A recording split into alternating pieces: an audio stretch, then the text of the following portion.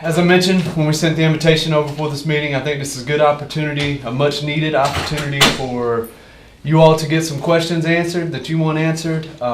We're certainly happy to do that, but also a chance for us to talk about some of the concerns we have related to the reporting that's taken place so far and what we feel is really not fair treatment to us in terms of how that reporting is being published. So I guess we can start off with your questions, whatever you may have. They're going to be coming from each of you, or? We all have some prepared. I just Okay. wanted to start off. I wanted to thank you all for agreeing to meet with us today. And I'd also just like to establish some ground rules on our end. We are here today to ask questions, and we hope that you all will answer those questions directly and with complete transparency. We are seeking a totally fair and honest interview with you all, and we want you to be as open with us as possible and feel that you are free to do so. And we will repeat or clarify any questions upon your request. So on that note, I would like to turn it over to Matthew. Yeah, so I have some questions for you, Chief Griffin. Could you all say your name first, so we'll have everybody's name, just so we'll have their, My name is Anna Schwartz. I'm the editor-in-chief of the East Carolinian, and today I will be representing our editorial board. My name is Javeria Salman. I'm the managing editor, and I'll be here today as a reporter. My name is Matthew Prensky, and I'm the news editor of the East Carolinian. Okay, so my first question to you, Chief Griffin, is can you explain what Tower 1 is and the benefits it has for the city of Greenville? Tower 1 is a 100-foot elevated aerial platform fire truck. Okay, and is it in the engine bay today? Yes. Okay. So could you explain how many people should be staffed on Tower 1 to operate all the different parts of Tower 1? Wait a minute, Tower 1 is actually, is it back in service? I don't know without. Tower 1, I came in early this morning, so I actually didn't even see the trucks. If Tower 1 is not in service today, it was having some routine maintenance done yesterday. Mm-hmm. They got it back last night, I'm not for sure, but in its place was a 110-foot aerial ladder truck as well. Okay, what's the difference between the ladder truck and Tower 1? The ladder truck is a 110-foot truck that's in reserve. It was the truck we had before Tower 1. Okay. The only difference is that Tower 1 has a platform which a person can stand in, as opposed to a ladder which you can stand on. Okay. And can you explain, with all the different functions of Tower 1, how many people should be staffed on the truck? To explain what's setting in now? So between the driver operator, operating the ladder, the hose, the water capabilities, how many people do you believe, or how many people should be staffed on Tower 1 to operate it? Based upon the way that we run Tower 1, a person to operate the aerial is based upon NFPA 1710. Okay. Okay. And so, according to the telestaff running chart, for the last 3 months you've been staffing it with one individual. How is that one individual going to be able to operate all the different facets of Tower 1? Tower 1 is basically used as an elevated platform when it's necessary. We basically respond that truck, and as I said before, according to NFPA 1710, an aerial operator should be on the scene when you have a aerial device. Okay. Greenville Fire Rescue has a standard operating procedure that says, especially for trucks like Tower 1, if it's a single occupant, they can only respond in routine traffic. How does having one single occupant drive in routine traffic affect the response to an incident? You said say it one more time? Greenville Fire Rescue has a standard operating procedure that if it's only a single occupant driving the vehicle like Tower 1, it can only respond in routine traffic, which no lights and sirens. So how does that affect its response to an incident? Well, that is based upon the call type. So if the call type comes in that the person needs to respond in a routine fashion, that's what they will do. There's times when it may affect the response time just by a little bit. However, that response time is very effective when it comes to placing a truck such as Tower 1 in the correct location. You don't want a truck running emergency response and being in the wrong location according to the battalion chiefs or incident commanders' decision making once they get on the scene. Tower 1 is a very specialty vehicle, it's a very large vehicle, and it is placed in a very strategic location whenever it's needed. Okay. So when it comes to responding to an incident, obviously if it's Tower 1's going to a fire, would other smaller ladder trucks or fire engines respond? Yes. Okay. And how far or how close to a burning structure could Tower 1 be placed? That just depends. There's many places that Tower 1 would be used that it can't be placed but so close. That truck has what we would call a large footprint. It is different from the 75-foot ladders that we have. The difference is it has 4 outriggers, which are very long arms that stabilize the truck when it's being used. So therefore, it has to be further away from a building than the 75-foot trucks. Plus, it's a larger truck. It's heavier. It can't be put on certain surfaces because those surfaces they're not suitable to hold that weight. Being over 70,000 pounds, that truck will be unstable and cannot be placed in those locations. So there are many locations, especially when we look at the ECU campus, when we talk about it being a walkable campus, that Tower 1 cannot get close to the building. Okay.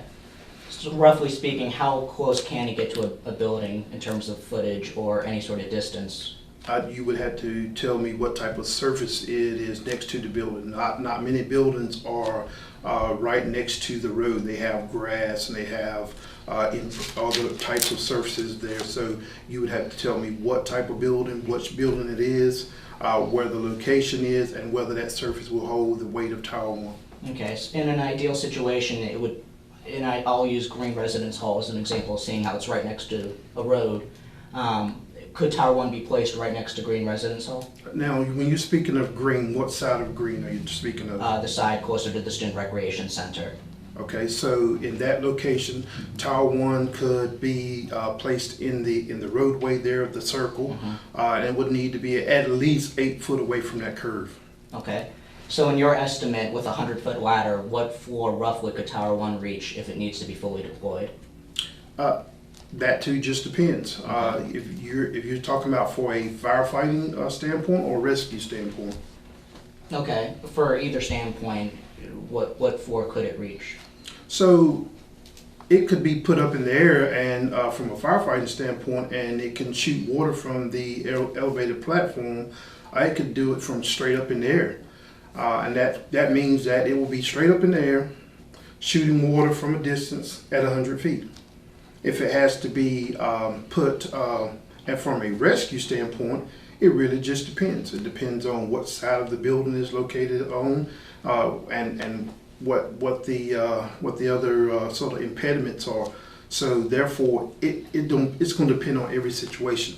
Obviously, with geometry coming into effect, if the tower has to go up and has to do a rescue, I mean the actual distance is going to be decreased. And like I said, Green Residence Hall does not sit right beside the curve. Okay. Green Residence Hall actually sits in the sort of the surrounding areas. It has grass and has walkways, so I can't tell you what floor it's going to reach to.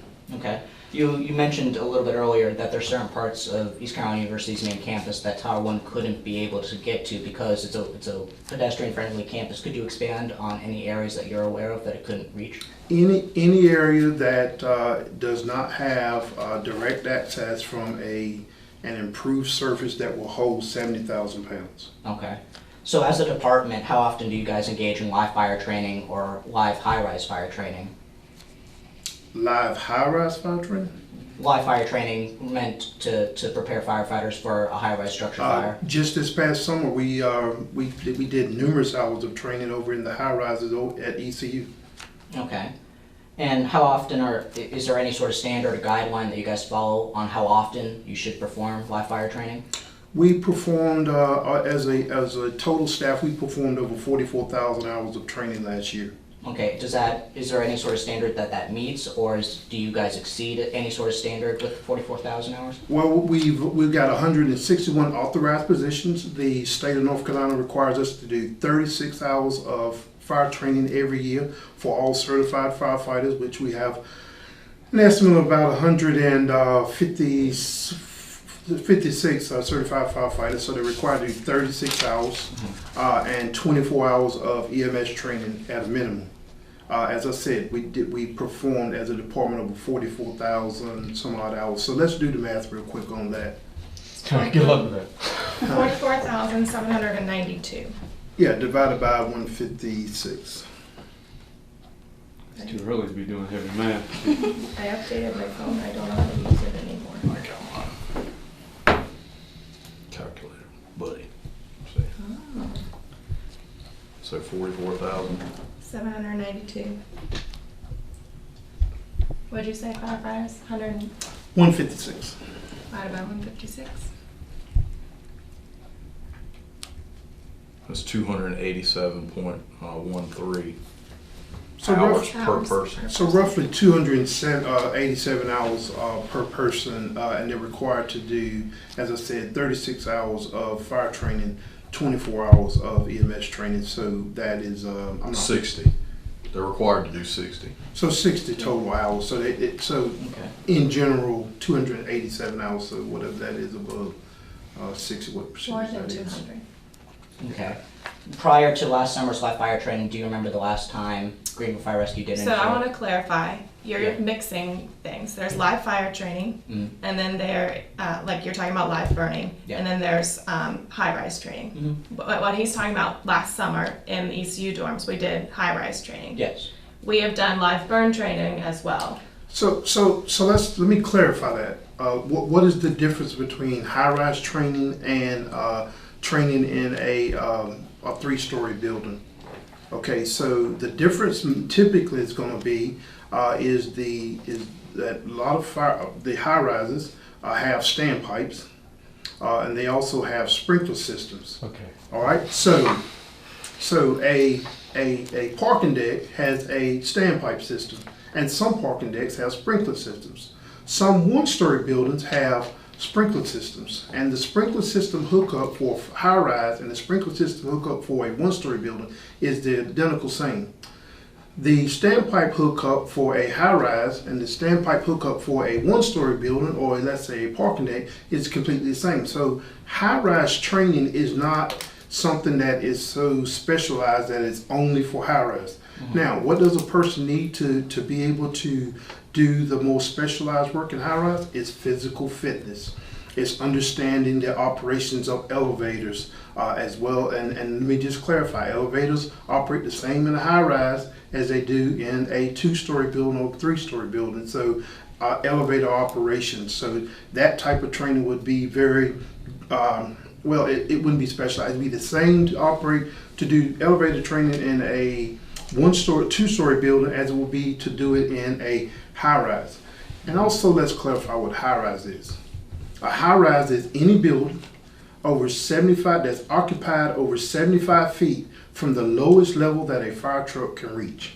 Okay. All right, so when we talk about high-rises, we're talking about buildings that typically are type 1 or type 2 construction, and what I mean by that is fire resistant, which is most of the dorms, the way they're built at ECU, fire resistant, as well as non-combustible, which are most of the dorms that are built on ECU campus. Those buildings are constructed so that they either resist fire or the majority of the structural components are non-combustible, and they normally are coupled with standpipe systems, which is fire protection system, as well as sprinkler systems, which many of the ECU dorms are being upgraded with now. So it's making them much more safer for the students and the occupants of those buildings. So when we say high rises, let's just make sure we're talking about buildings that are built to not catch on fire, or if they catch on fire, not to burn in a way that a typical ordinary construction building was built. As a matter of fact, in many cases, people can still inhabit a high-rise, and you can have a fire in a separate area of that high-rise, and it's safer for the people to stay in the building as opposed to try to evacuate in some situations, especially in the fire-resistant type of construction. Chief, Okay. thank you for clarifying that, because I think this is a good time to talk about, one of the stories that was written, and I would love to know the context in which those questions were presented to students about their safety, because this is an important point that I think they need to know, rather than presenting it to them as Tower 1 can't reach X building or so forth. How do you feel like that? Which is the way it seemed like it was presented. These are the types of facts that the students need to be aware of, that there are other things that go into the fire prevention and I think that's a good point. Thank you. You're exactly correct. I mean, there has been a lot of technology, there's been a lot of research, there's been a lot of work done to ensure that people who are in high rises are safe. And in many cases, safe even if the building is on fire. As we know, a very tragic event occurred at September 11, 2001. Very tragic event. That was a catastrophic event that was very different in a high rise that had a fire load that was much heavier than what the building was constructed for. But unfortunately, many people died trying to evacuate the building, so the firefighters couldn't get up. So there's a lot of work been done since that time to ensure that both people have an opportunity to what we call shelter in place because of the construction type, because of the fire protection systems, and because of the way that the building is constructed. It's more than likely not going to collapse, nor is it going to have a conflagration to occur throughout the building because a fire occurred in one room. ECU is a great example of where you have compartmentalization of the rooms so that fire don't spread. So it's typically, as I said, type 1, the fire-resistant type of construction. Normally what that's going to consist of is masonry walls, walls made of steel, and we know that masonry and steel don't burn.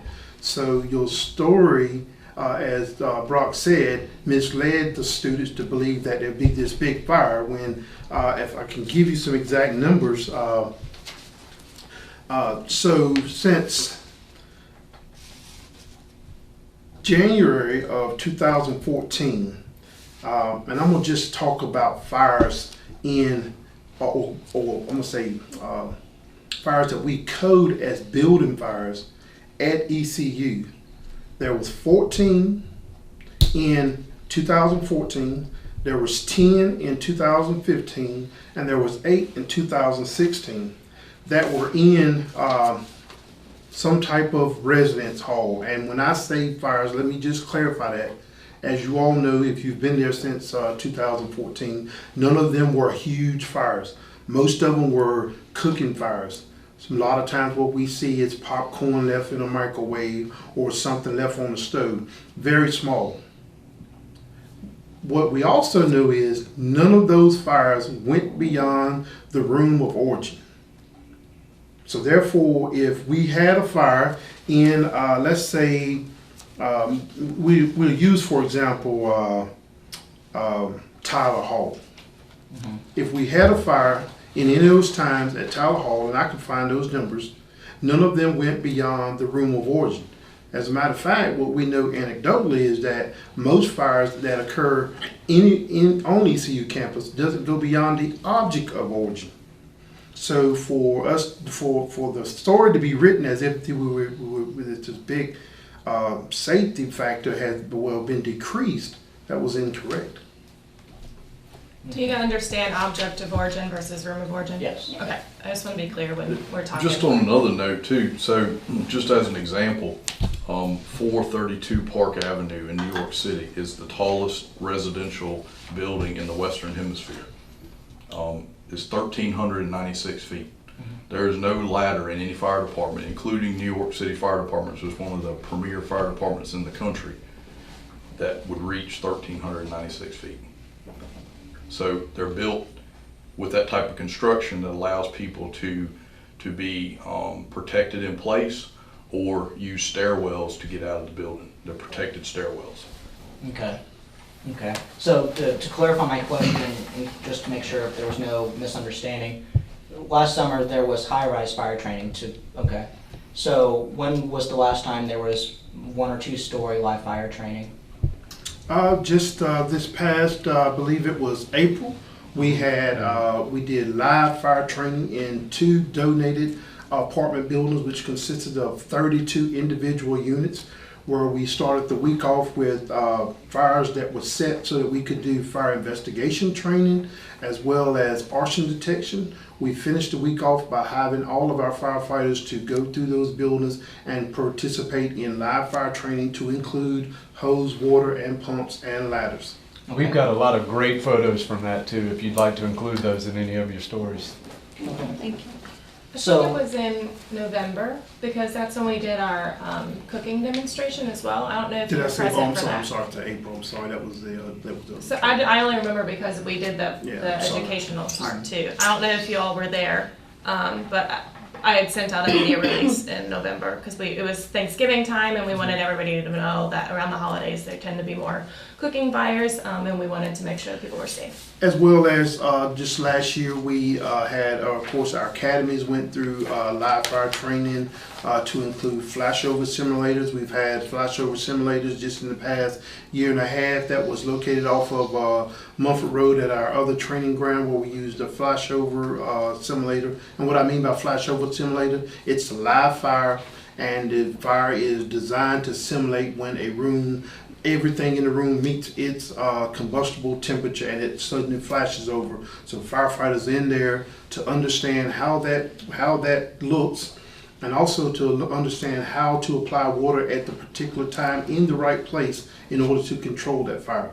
Flashovers are one of the main killers of firefighters when involved in live fire. So we have had those simulators here, and for many years we've participated in live fire training. I've been here almost 25 years and can remember numerous occasions when we've had live fire training, whether it was a part of an academy, whether it was part of a donated structure that could be used, and whether we participated with other county fire departments. That has just been a part of our normal training. Do we do it every week? No. Do we do it every single month? No. We have to spread the training opportunities out so that we can hit many of those very difficult, challenging tasks that we do on a daily basis. Keep in mind that fires are about 1.8%, structure fires are about 1.82% of our total volume of our calls.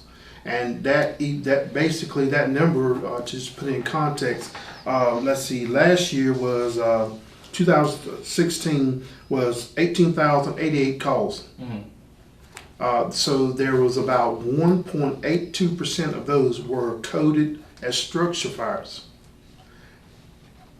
So that is a very small percentage of what we do. However, it's a very dangerous part of what we do. So we take that serious and we make sure that we provide, as I said before, way above the minimum of what North Carolina requires us to do with the 36 hours. As we said, 287 hours of training went to our personnel. So we take training very seriously, and it's very unfortunate that someone would encourage you to write something that was nowhere near the facts, nowhere near the truth. Okay. Speaking of the calls that Greenville Fire Rescue sees, obviously you mentioned that a very small minority of the calls the department sees are fire-related and especially structure fires. Because the department handles so many EMS calls, does that affect the live fire training, any sort of fire training or fire preparedness or readiness of the department? Yes, it does affect it. It affects it in the way that it makes sure that we're more prepared. So personnel are understanding that when the tone goes off, we move towards the vehicle so we can be moving out of the station so that we can ensure that our community stays safe. As a matter of fact, I'll show you how great that it is. I'm glad you asked that question. So in 2014-15, and I'm doing this from July to July, because this is fiscal year, how this data was pulled. So there were, we had 16,223 calls for service. 84% of those, so 13,917 was for EMS, 2,706 were fire related. And that is a big category. So a false alarm is fire related, and we'll talk about those later on.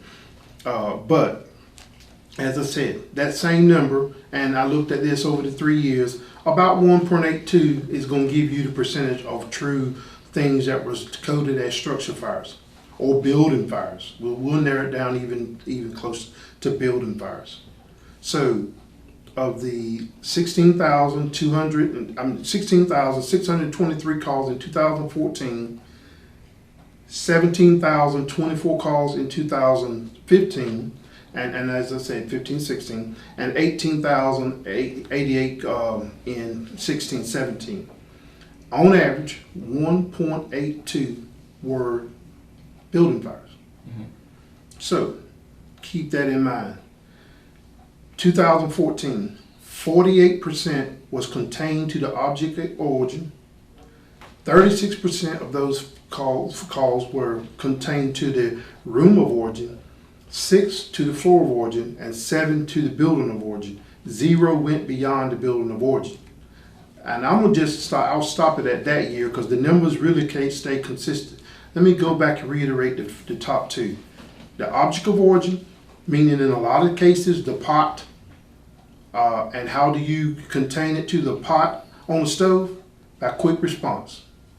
So what happened is those 17,000 some odd calls, almost average across those 3 years, our folk were ready to jump into emergency response mode to get there quick to make sure that we made our community stay safe.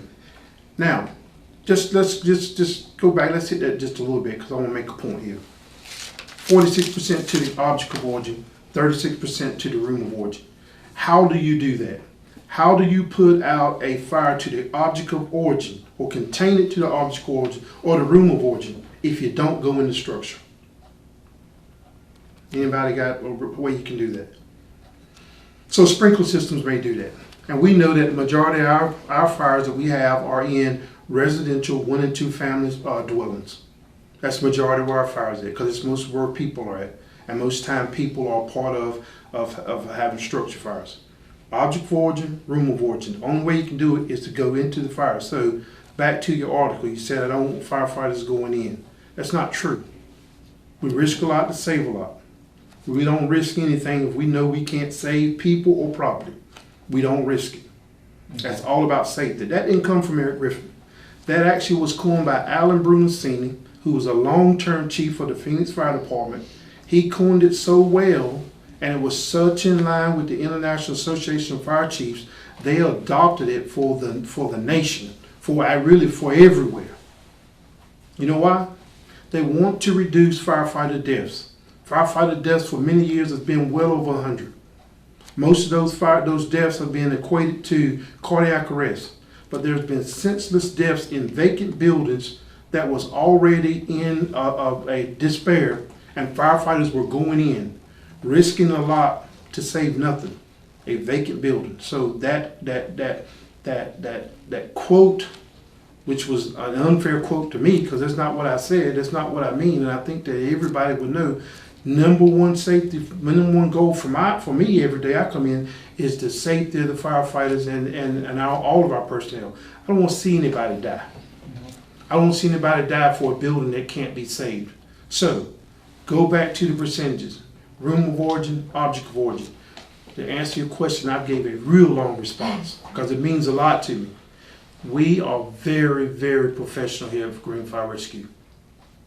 When you're talking about 17,000 calls on average over that number of years, what that means is our men and women are very prepared to go out there and provide emergency services in a timely manner, and that is one of our goals for our department. You'll see that in our strategic plan. We believe that. We make sure we're doing it every day. Okay. So in closing, if you compared us, our response times, our turnout times, our travel times, to any other department in this county, since I know you're using a lot of county people to give you information, compare those times, and then that will be a fair reflection of true response times to structure fires, to EMS calls. Just a matter of fact, compare the number of calls per department. And what you will see is Greenville Fire Rescue runs more calls as a total department than all the county departments combined, to include fire and EMS. So you know what that means? But many of the other departments in the county are volunteer departments, and the calls that they handle are nowhere near reflect what Greenville Fire Rescue reflects because the department is so large and the city population is so large. That is precisely my point. So you're going to see a higher level of commitment to quick response times. The city is doing that by paying firefighters to be in every station 24 hours a day, 7 days a week, and the city is totally committed to ensuring we respond in a timely manner and provide a professional service and try to mitigate the incident as quickly as possible. So it's not comparable. And when I'm glad you said that. I'm glad you said that. Because you used people from volunteer departments in your article to make your points.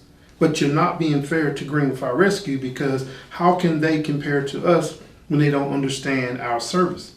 So I would suggest that if I were a writer and I was trying to write and perfect my skills, would I do that as doing a whole lot of stories or doing 1 or 2 a month? You think you get better by doing more?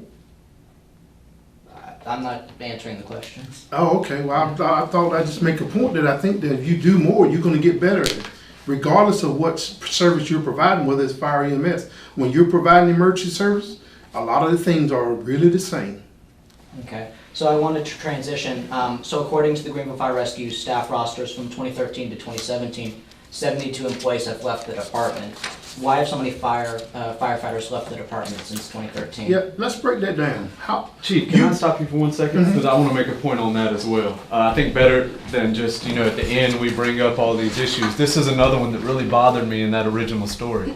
You did not put that into context at all. You did not compare that with any other departments. You did not go through and evaluate how many of those were retirements. There's a lot that goes into that. For all you know, our numbers could be significantly lower than any other department in the state. But you did not put that into context. So I compared it to High Point, North Carolina, Concord, North Carolina, and Wilson, North Carolina, and Greenville Fire Rescue outpaced all 3 in that 4-year span. I think Brock's point is that was not included in the article. Exactly. So, as a journalist, right, Brock and I are both former journalists, if you're doing that work, show it. Put that in your article. That's going to benefit you, right? So, yes, that number, the 72 number may have been higher, but Chief's going to give you the numbers because you didn't look. Did you look into retirements? I feel this is getting a little personal, so if we could get the facts. So let me make the point here. Let me just say it one more time the departments you compared this against. High Point, North Carolina, Concord, North Carolina, and Wilson, North Carolina. Okay, so what services do they provide as compared to Greenville Fire Rescue? Those are departments that provide either fire and EMS, or fire, or are of similar size and population, or size of the department. Okay, so good point. So Wilson, High Point, Concord is 3 you used. Mm-hmm. Concord does not provide EMS. It does not have ambulances that provide EMS transports to the hospital, nor are they paramedic level. Wilson does not provide a transport to the hospital, nor are they paramedic level. They do not have ambulance. High Point does not provide paramedic level service, nor do they have ambulances in their service station. None of them do. None of them are a combination department such as Greenville Fire Rescue, who provides a paramedic level service with transport to the hospital on ambulances. So there's not a true comparison of workload and the types of services that we're providing.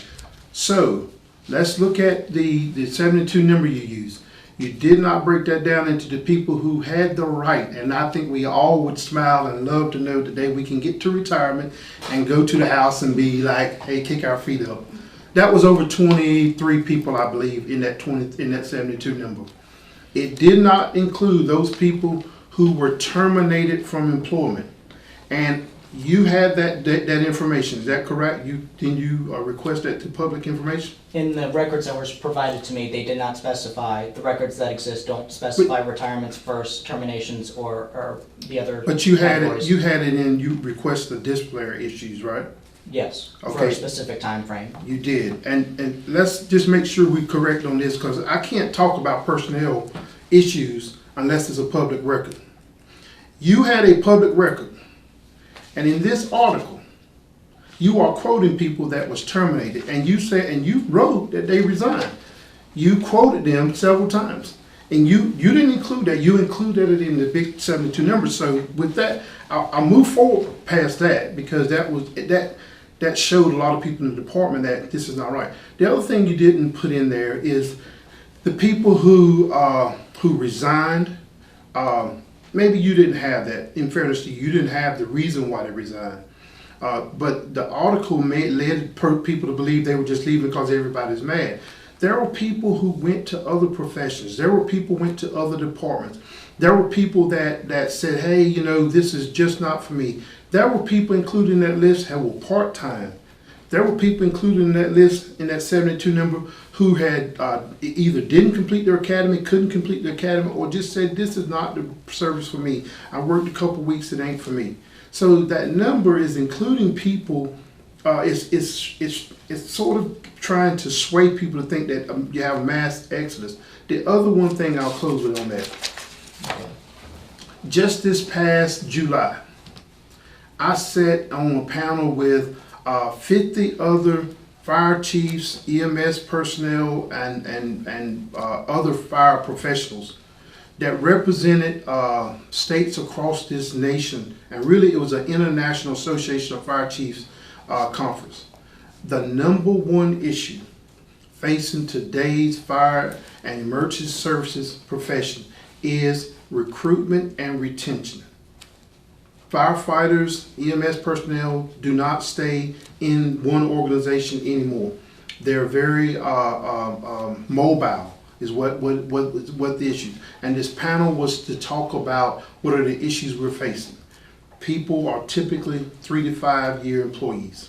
So what are we doing? We're having to change the way we hire, we prepare to make sure that we continue to provide those services to the community. Mm-hmm. So the issue that you are referring to is not centralized and only located to Greenville Fire Rescue. That issue is an international issue, and in High Point, Concord, and Wilson. If you get their numbers, I would love to see their numbers because I know we all converse. We converse about how we diversify our departments. We converse about how we recruit, how we retain. If you look at our diversity numbers in our department, how do they compare to those departments?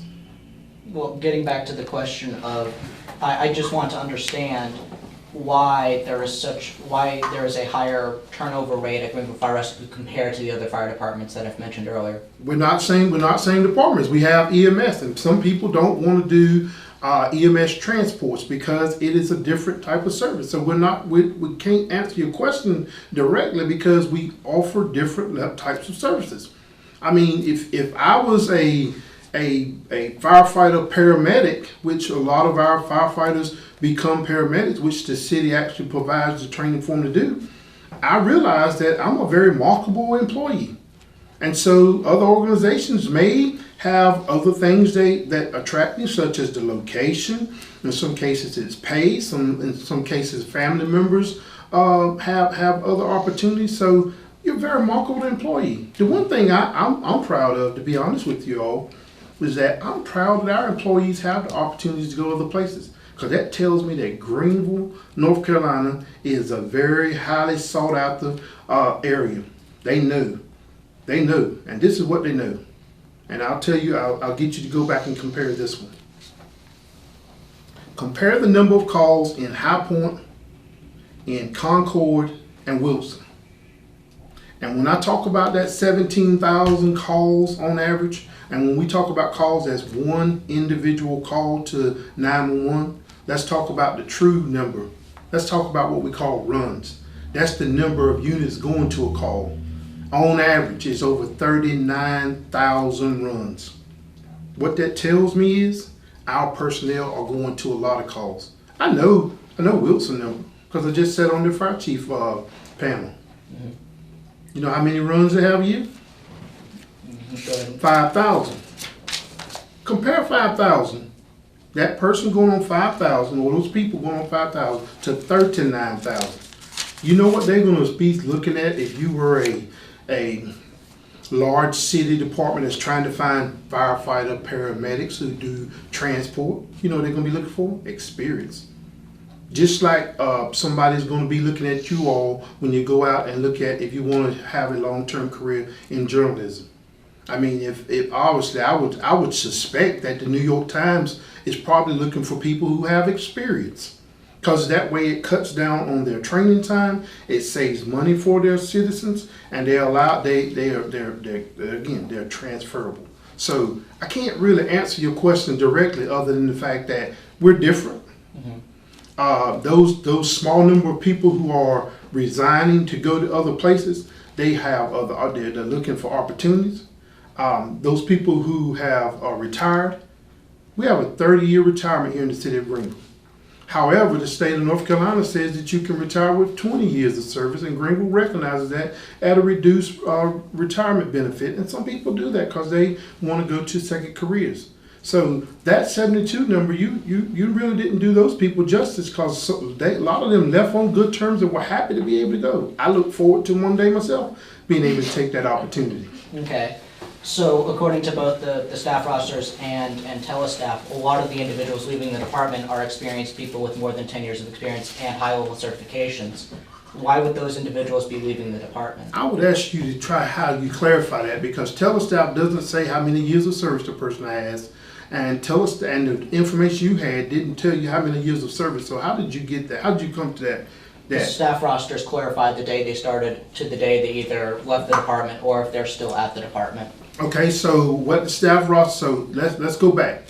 So if I just said that you have to have a minimum of 20 years and you could have 30 years to retire, what would that basically say? That would say that, hey, you're probably going to be a person with longer tenure in the organization, and you probably going to be a person that's a little bit higher up in age, so that would make sense for that 23 people. All right, so now let's go back to the other people. So if you left in the academy, or if you were that 3 to 5 year employee, what that tells me is you didn't have that much experience, and you were you probably was lower in age, because most of our folk that we hire, they come in, they seem to be lower in age. So you're talking about this one number. All right, so there's a few people, and I know that that's not the majority of the people. We actually did some research on it. It's so the ones that are in, let's say, a position like EMS specialist or lieutenant, which is kind of right in the middle of our organizational chart. We've had a few of those leave. Some, I can tell you why they left. Some said, hey, we're going over to this other agency who only do fire or only do EMS. I'm sort of want to change up. The other key piece of that is that we work 24 hours off 48 hours. Some of those other agencies, such are strictly EMS agencies, work 24/72. Now, that may work for some people. Why? Because it works for their family, it works for their child care situation in some cases, and some do it because they want to be able to work other part-time jobs. So trying to have one size fit all, I'll be honest with you, in 25 years, I don't believe I've ever heard of one situation being the same for every single person that leaves. Okay. So 25 years of experience, I've seen a lot of people, really good people, come here and retire, and I've seen people leave for various reasons. So it's just not one answer to that. Can I ask a question real quick? Why did you choose those 3 cities? What was the reasoning behind that? They are of similar population size, similar size in terms of actual geographics.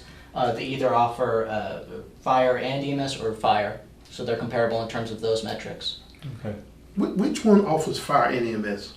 Off the top of my head, I don't know. I would have to go back to my notes. I'm sorry, they don't. I mean, you should really go back to your notes. That's kind of where I'm going here, and this is not personal. This is me as a former journalist and trying to help you.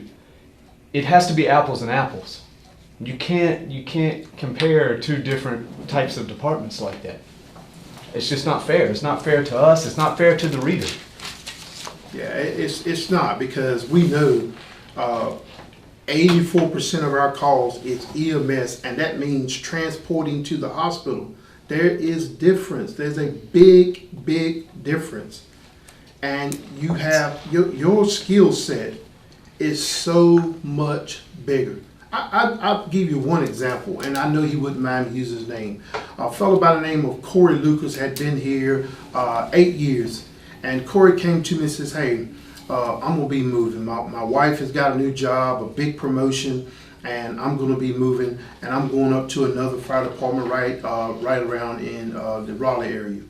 I said, well, Corey, I said, I know the chief there. I said, man, he's gonna be getting a really good trained firefighter.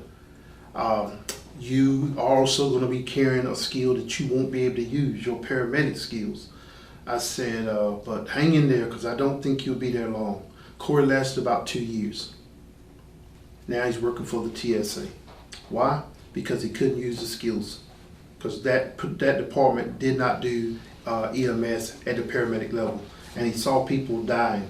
And he said it was killing them on the inside, that he had this skill set that he couldn't use.